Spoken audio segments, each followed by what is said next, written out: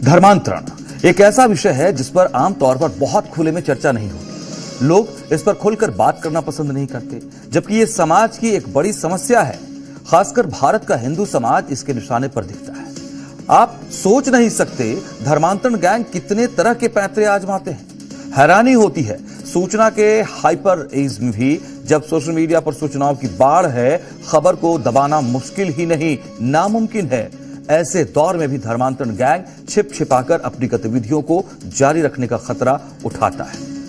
हैरानी इस बात को लेकर भी होती है जब हिंदुत्व का जज्बा इस कदर उभार पर है। प्रधानमंत्री नरेंद्र मोदी हों या यूपी के सीएम योगी आदित्यनाथ, हिंदुत्व के बड़े ब्रांड एम्बेसडर बने हुए हैं। बीजेपी की सरकारें अपने हिंदुत्व के एजेंडे को हमेशा आगे रखती हैं। जहां भी बीजेपी की सरकार है वो धर्मांतरण को लेकर खासी सख्ती दिखाती है। सोचिए, फिर भी धर्मांतरण गैंग बेखौफ है, खुलेआम साजिशें करता नजर आता है, खुलेआम हिंदुओं को, हिंदू लड़कियों को निशाना बनाता है। आप सोच नहीं सकते कैसे कैसे फॉर्मूले आजमाए जाते हैं। बीमार, गरीब, मजबूर हिंदू सॉफ्ट टारगेट होते हैं। गजवाए हिंद के नाम पर इन्हें तो निशाना बनाया ही जाता है। लव जिहाद का तो पूरा मॉडल हैरान करने वाला है, जिसके तहत पढ़ी लिखी हिंदू लड़कियों को भी निशाना बनाया जाता है। लखनऊ के डॉक्टर रमीज मलिक वाले मामले के सामने आने के बाद लव जिहाद काफी चर्चा में है। इसके नए नए फॉर्मेशन सामने आ रहे हैं। अभी तक सीएम योगी के लिए गजवाए हिंद ही चुनौती बनी हुई थी। अब उनके सामने कन्वर्जन और कट्टरपंथ के दो नए समीकरण आ गए हैं। पहला है इस्लामिक जहादा और दूसरा है इस्लामिक मेडकोज ग्रुप। ये दो नए तरीके के फंडे आ चुके हैं, फॉर्मूले सामने आ चुके हैं। हर कोई हैरान है। 13 साल पहले डॉक्टर रमीज के इन ग्रुप्स में शामिल होने का मामला सामने आया है। इस तरह की बात हो रही है और इसका खुलासा अब हो रहा है। इतने सालों से ये ग्रुप सक्रिय हैं, तथाकथित रूप से जो कॉलेज की हिंदू लड़कियों को टारगेट करते थे। इतने सालों तक किसी को इनकी भनक तक नहीं लगी। इनका मकसद भी इस्लाम का विस्तार और कट्टरपंथी इस्लामिक सोच को प्रमोट करना ही रहा। यह तो हुई यूपी की बात। मध्य प्रदेश के सागर से तो एक और भी चौंकाने वाली खबर सामने आई, जहां किन्नरों पर धर्म परिवर्तन का दबाव बनाया जा रहा था। आरोप तो ये तक लग रहे हैं कि धर्मांतरण के दबाव में एक शिव भक्त किन्नर ने आत्महत्या कर ली। आज हम आपके सामने धर्मांतरण के हर फॉर्मूले को डिकोड करेंगे, बारी बारी से कन्वर्जन और कट्टरपंथ के हर पैतरे से सावधान करेंगे। शुरुआत करते हैं उत्तर प्रदेश से, जहां के मुख्यमंत्री योगी आदित्यनाथ बार बार हिंदुओं को सावधान करते हैं, उनसे एकजुट रहने की अपील करते हैं।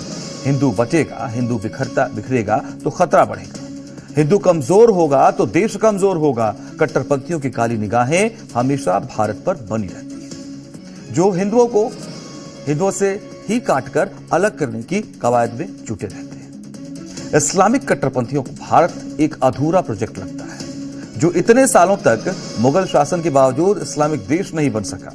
भारत में अपना गजवाए हिंद वाला फॉर्मूला वो आजमाना चाहते हैं। कटेंगे नहीं तो कटेंगे नहीं, एक रहेंगे तो सेफ भी रहेंगे। कटेंगे नहीं तो कटेंगे नहीं, एक रहेंगे तो सेफ भी रहेंगे। कटेंगे नहीं तो कटेंगे नहीं, एक रहेंगे तो सेफ भी रहेंगे। सीएम योगी की चिंता और चुनौतियों को समझने की जरूरत है। कट्टरपंथियों की कारस्तानियां खत्म होने का नाम नहीं लेती। एक के खत्म होने से पहले दूसरी शुरू हो जाती है। यूपी फोर्स एक को समेटने की कोशिश में जुटती है, तब तक दूसरी सामने आ जाती है। छांगुर को समेटा, अब डॉक्टर रमीज आ गया। इस बीच डॉक्टर परवेज ने भी परेशान कर दिया। गजवाए हिंद पर फोकस किया ही जा रहा था कि इस्लामिक जहादा और इस्लामिक मेडकोज ग्रुप सामने आ गया है। डॉक्टर रमीजुद्दीन, जो अब योगी फोर्स के शिकंजे में है, उससे पूछताछ के बाद बड़े और चौंकाने वाले खुलासे हो रहे हैं। वो सिर्फ एक हिंदू लड़की को अपना मोहरा नहीं बना रहा था, बल्कि कई हिंदू लड़कियों के जरिए अपना मकसद पूरा करना चाहता था। खुलासा हुआ है कि डॉक्टर रमीज ने 13 साल पहले आगरा के सरोजनी नायडू मेडिकल कॉलेज में इस्लामिक जहादा और इस्लामिक मेडकोज ग्रुप बनाए थे। साल 2012 में डॉक्टर रमीज आगरा के एसएन मेडिकल कॉलेज में एमबीबीएस के लिए दाखिला ले चुका था और उसी साल दिल्ली धमाके के आरोपी डॉक्टर परवेज अंसारी ने भी इसी कॉलेज में दाखिला लिया था। दोनों ने मिलकर एक व्हाट्सएप ग्रुप बनाया था। इस व्हाट्सएप ग्रुप में वो कॉलेज में पढ़ने वाले मुस्लिम छात्रों को जोड़ती थी। इस ग्रुप में उन्होंने एक मौलाना को भी जोड़ रखा था। ग्रुप बनाने का एक मकसद मेडिकल की पढ़ाई कर रहे हिंदू छात्राओं को प्यार के ट्रैप में फंसाना और उनका धर्मांतरण कराना था, और इसीलिए ग्रुप का नाम दिया गया था इस्लामिक जहादा और Islamic medicos group. Islamic medicos group ऐसे डॉक्टरों का ग्रुप जो मुस्लिम हों, उन्हें कन्वर्जन और कट्टरपंथी मुद्दों पर सहमत करने की कोशिश रहती थी। अब जांच एजेंसियां दोनों ही ग्रुप में जुड़े लोगों की डिटेल निकालने की कोशिश कर रही हैं, ताकि धर्मांतरण और कट्टरपंथी प्लानिंग से जुड़े कई अनसुलझे सवालों के जवाब मिल जाए। इस्लामिक जहादा ग्रुप ने कहां बैठकें की, कितने लोग बैठकों में शामिल होते थे, क्या धर्मांतरण कराने के लिए कहीं से फंडिंग भी की जाती थी, इस्लामिक जहादा का मतलब क्या होता है, इस पर इस्लामिक स्कॉलर की अलग राय है।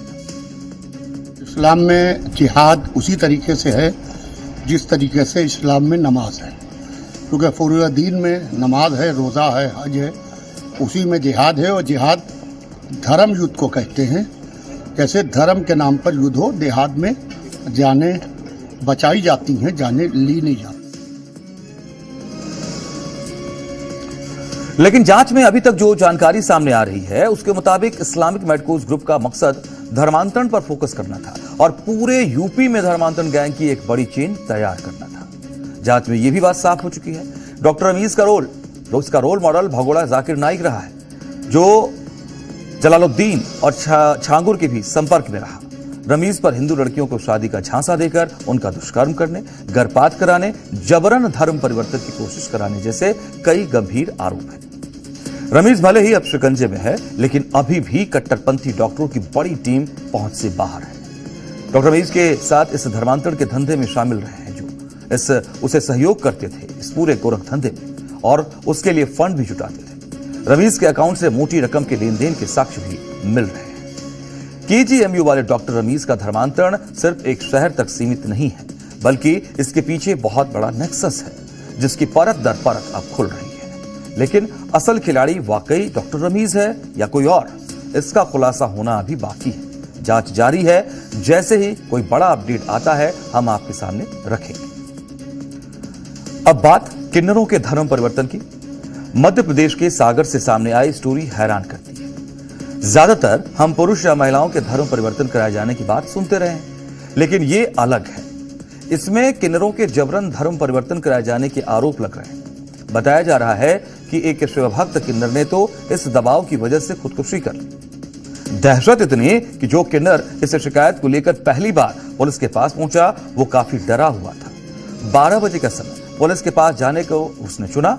वो सागर के मोती नगर पुलिस थाने में पहुंचा और पुलिस से न्याय की गुहार लगाई। उसने बताया उसके साथ एक साथी किन्नर ने धर्मांतरण के दबाव में खुदकुशी कर ली है। ये सच्चाई है, इस बात को स्वीकार किया उसने। अब शिकायतकर्ता किन्नर रानी ने यह खुलासा किया है, मौजूदा गद्दी पर बैठी यानी किन्नरों की बॉस किरण नायक असल में कलीम खान है और किन्नर बनकर खुद को किरण जान बताती है। इसी कलीम या किरण ने हिंदू रीति रिवाज मानने वाले किन्नरों को नमाज पढ़ने और रमजान में रोजे रखने का दबाव बनाया है। जो ये बात नहीं मानता उसे टॉर्चर किया जाता है। उसे मोना किन्नर ने सुसाइड इसी वजह से किया था, वो भी एक शिव भक्त ही था।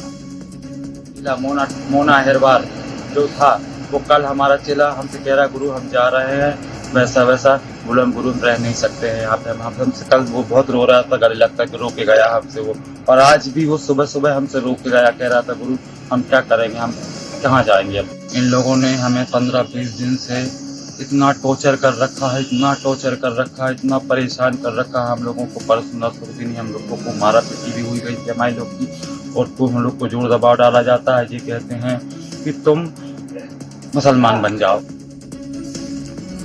आपको बता दें, एमपी के सागर में रंगमहल इलाके में किन्नरों का बड़ा कुनबा रहता है। यहां शहर भर के किन्नरों का अड्डा है जहां से इनकी गतिविधियां चलती हैं। इसी रंगमहल में रहने वाले एक किन्नर मोना ने टीकमगढ़ जाकर फांसी लगाकर आत्महत्या कर ली, जिसके बाद यह मामला खुला। किन्नरों की कॉलोनी में धर्मांतरण गैंग की सक्रियता का पता चला। पीड़ित किन्नर ने शहर के हिंदू संगठनों से मदद की मांग की और तब जाकर इस पर लीगल एक्शन शुरू हुआ। विचार नहीं आया है कि ये जो किन्नर समाज के लोग हैं, किन्नर समाज के लोग मुस्लिम हैं और वो मस्जिदें बना रहे हैं, धर्मांतरण कर रहे हैं। वहाँ जबरदस्ती जो हिंदू किन्नर रहते हैं उन पर दबाव बनाकर मुसलमान बनाया जाता है, धर्मांतरण किया जा रहा है।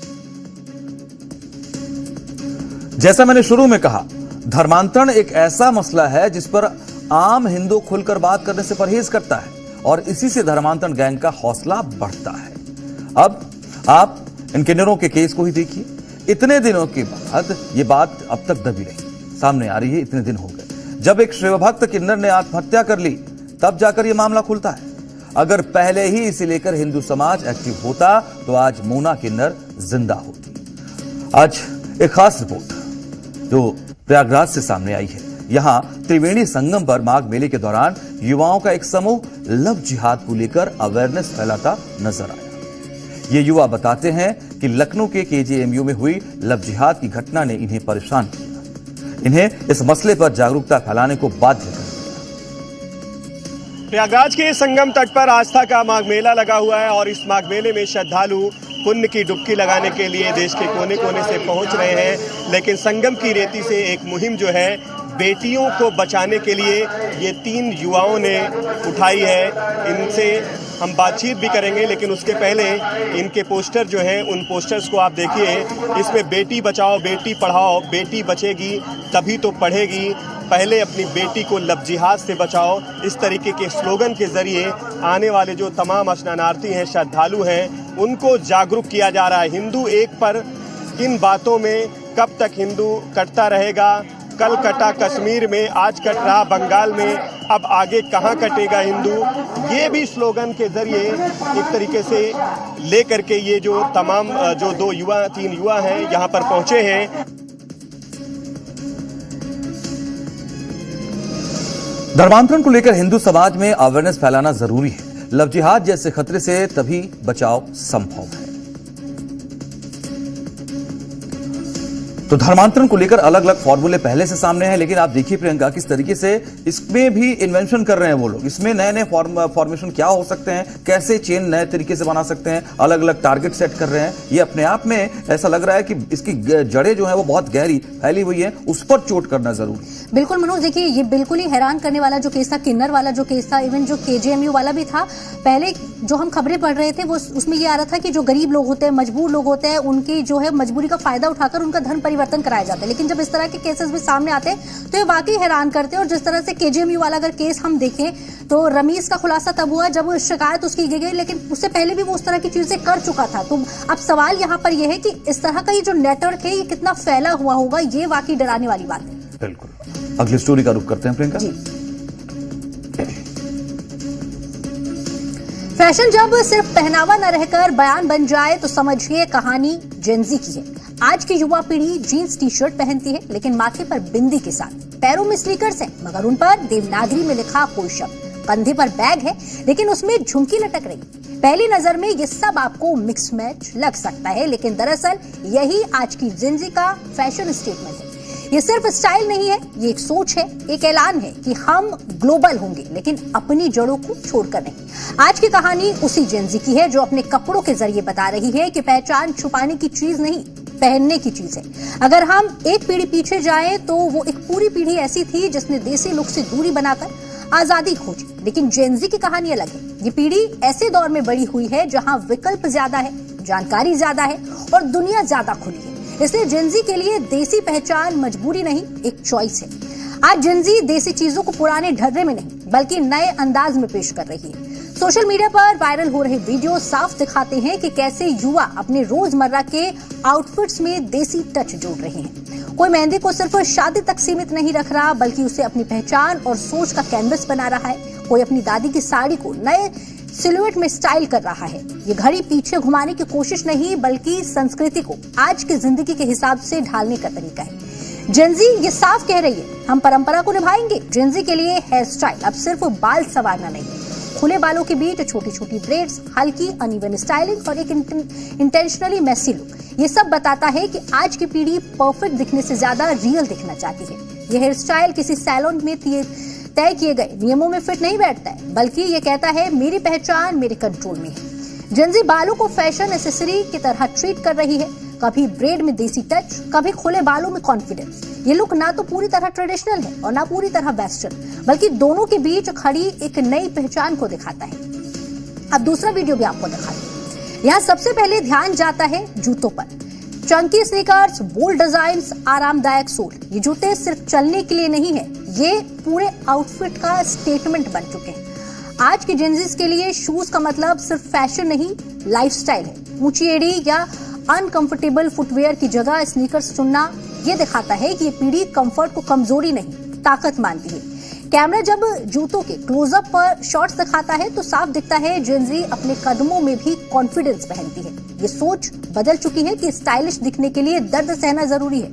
इन दोनों वीडियो को अगर जोड़कर देखें तो एक बड़ी तस्वीर सामने आती है। जेनजी का फैशन किसी ब्रांड के नाम से नहीं, किसी रूल बुक से नहीं चलता। इनके लिए हेयर स्टाइल हो या शूज हो, सब कुछ सेल्फ एक्सप्रेशन का जरिया है। देसी इंस्पिरेशन, ग्लोबल प्रेजेंटेशन और पर्सनल कंफर्ट, तीनों का मेल आज की जेनजी की पहचान बन चुका है। और यही वजह है कि आज फैशन सिर्फ कपड़े पहनने का तरीका नहीं है, आज फैशन एक बयान है कि हम जैसे हैं वैसे ही दिखेंगे। और शायद यही जेनजी की सबसे बड़ी फैशन स्टेटमेंट है। लेकिन ये सोच सिर्फ कैमरे में दिख रहे विजुअल्स तक सीमित नहीं है। अब जरा सुनते हैं उसी जेनजी की आवाज को जो इन स्नीकर्स, इन कपड़ों और इस कंफर्ट को रोज पहनती है। चलिए जानते हैं आज की जेनजी अपने फैशन को कैसे देखती है, उन्हीं की जुबानी। आजकल जेनजी में एक नया ट्रेंड चला है जो कि है देसी फ्यूजन, और हमारे साथ ये लोग जुड़े हैं जो कि आज इस पर ही बात करने वाले हैं। आजकल थोड़ा जेनजीज वाला माहौल आ गया है, तो लोग काफी ज्यादा पुरानी चीजें ही वापस ट्रेंड में ला रहे हैं और एक तरीके से हम अपना जो कल्चर है वो भी साथ लेकर चल रहे हैं और थोड़ा स्टाइल वाला लुक हो जाता है, तो अच्छा लगता है। नहीं, फैशन मतलब ये होता है कि अभी जो चीज़ें चल रही हैं, लोग नई चीज़ें डिमांड होती है कि नई चीज़ें आए, तो वो चीज़ें अभी चल रही है। अभी जो हमें चल रहा है ये ठीक है, और उसके बाद कोई और नई चीज़ आएगी वो अच्छा लगेगा, हम उस पे वो अट्रैक्ट होंगे। तो लोग जो है टर्बन की भी मैचिंग के साथ अपना कल्चर को भी लेके चल रहे हैं, साथ साथ और अपना एकदम फैशन को भी लेके चल रहे हैं, तो इसके बारे में थोड़ा सा बताइए। जैसे आज बिल्कुल टर्बन भी कॉन्ट्रास्टिंग कलर्स की पहने जा रही है ताकि वो मैच कर सके, आपकी चाहे जैकेट हो चाहे आउटफिट या आपके शूज के साथ भी वो मैच करती है। इस वजह से वो मैचिंग टर्बन भी आजकल ट्रेंड में है, और इंस्टाग्राम इन्फ्लुएंसर्स को देख के भी इस ड्रीम को फॉलो कर रहे हैं। आपका कल्चर भी यहाँ पे साथ में है या फैशन के साथ? हमारा कल्चर भी साथ में, फैशन। और चलिए अब बात करते हैं जेनजी की उस आदत की जिसे आज कूल लाइफस्टाइल है कहा जा रहा है। थ्रिफ्टिंग, सेकंड हैंड कपड़े, जूते, बैग या एक्सेसरीज आज जेनजी के लिए स्टाइल का हिस्सा है। दिलचस्प बात यह है कि भारत में यह कोई नई परंपरा नहीं है। बड़े भाई बहनों के कपड़े, छोटे बच्चों को मिल जाना, रिश्तेदारों के कपड़े का आदान प्रदान, ये सब हमारी संस्कृति का हिस्सा रहा है। फर्क सिर्फ इतना है कि जो आदत कभी मिडिल क्लास मजबूरी मानी जाती थी, वही आज हाई फाई जेनजी की सोच बन चुकी है। आज युवा बड़े ब्रांड स्टोर से ज्यादा लोकल मार्केट्स और थ्रिफ्ट शॉप्स को एक्सप्लोर कर रहे हैं, जहां कम दाम में यूनिक स्टाइल मिलता है। ये सिर्फ पैसे बचाने की तरीका नहीं है, ये स्मार्ट सोच की बात है। कम खर्च, ज्यादा एक्सप्रेशन। जेनजी पुराने कपड़ों में सिर्फ फैशन नहीं, कहानी ढूंढती है। उन्हें वो टेक्सचर चाहिए, जो डिजाइन चाहिए, वो आज के फास्ट फैशन में गायब हो चुका है। साथ ही ये पीढ़ी पर्यावरण को लेकर भी ज्यादा जागरूक है। फैशन इंडस्ट्री दुनिया के सबसे बड़े प्रदूषकों में एक है और जेनजी ये जानती है, इसलिए सेकंड हैंड कपड़े खरीदना उनके लिए सिर्फ ट्रेंड नहीं, बल्कि एक स्टेटमेंट है कि हम जरूरत से ज्यादा नहीं खरीदें। आज देश ने भारतीय सेना का वो चेहरा देखा जो सिर्फ परेड नहीं करता, बल्कि भारत की रणनीतिक सोच, सैन्य बदलाव और राष्ट्रीय संकल्प का प्रतीक है। मौका था 78वें सेना दिवस का। सेना दिवस के खास मौके पर पहली बार जयपुर में आर्मी डे परेड आयोजित हुई, जिसने साफ संदेश दिया कि भारतीय सेना सिर्फ परंपराओं की वाहक नहीं, बल्कि भविष्य की चुनौतियों के लिए पूरी तरह तैयार एक आधुनिक फोर्स है। जयपुर में पहली बार आर्मी डे परेड का आयोजन अपने आप में एक रणनीतिक और प्रतीकात्मक निर्णय भी माना जा रहा है। अब तक सेना दिवस की परेड मुख्य तौर पर दिल्ली या फिर कैंटोनमेंट क्षेत्रों तक सीमित रही है, लेकिन इसे राजस्थान जैसे सीमावर्ती और रणनीतिक राज्य में लाना ये दर्शाता है कि सेना अब देश के हर कोने से अपना जुड़ाव बढ़ा रही है। सीमावर्ती राज्यों को रणनीतिक महत्व के केंद्र के रूप में देखा जा रहा है। आम जनता और सेना के बीच विश्वास और गर्व का सीधा संवाद स्थापित किया जा रहा है। परेड को देखने के लिए 2 लाख से अधिक लोगों की मौजूदगी भी इस बात का प्रमाण है कि सेना सिर्फ सीमा पर नहीं, बल्कि जनमानस में भी मजबूती से खड़ी है। परेड में सेना की बदलती ताकत, भविष्य की जंग की तैयारी और मॉडर्न वॉरफेयर की झलक साफ है, जिससे पड़ोसी चीन और पाकिस्तान के लिए टेंशन बढ़ना तय माना जा सकता है। अब पहले ये जान लीजिए कि आर्मी डे क्यों मनाया जाता है। आर्मी डे की शुरुआत 15 जनवरी 1949 से हुई। साल 1949 में सैन्य सत्ता हस्तांतरण हुआ। KM करियप्पा ने सेना की कमान संभाली, आजाद भारत के पहले कमांडर इन चीफ बने और उसके बाद से सबसे पहले सेना की कमान अंग्रेजों के उससे पहले हाथ में हुआ करती थी और ये घटना भारत की सैनिक क्षमता का प्रतीक रहा। यह दिन सेना के सम्मान और गौरव का दिन है। आर्मी डे पर पीएम मोदी ने सेना के शौर्य पराक्रम को सलाम किया और इस दिन को गौरवान्वित करने वाला दिन बताया। अब प्रधानमंत्री नरेंद्र मोदी द्वारा सेना दिवस पर सेना के शौर्य को सलाम करना केवल एक औपचारिक शुभकामना नहीं है, ये एक राजनीतिक नेतृत्व और सैन्य संस्थान के बीच मजबूत तालमेल का संकेत है। पीएम मोदी के एक एक शब्द उस आत्मविश्वास को दर्शाते हैं जिसमें सरकार और सेना एक साझा राष्ट्रीय दृष्टि के साथ आगे बढ़ रही है। वहीं आर्मी डे परेड में मौजूद army chief general Upendra Dwivedi का बयान भी इस पूरे आयोजन का सबसे अहम रणनीतिक संदेश माना जा सकता है।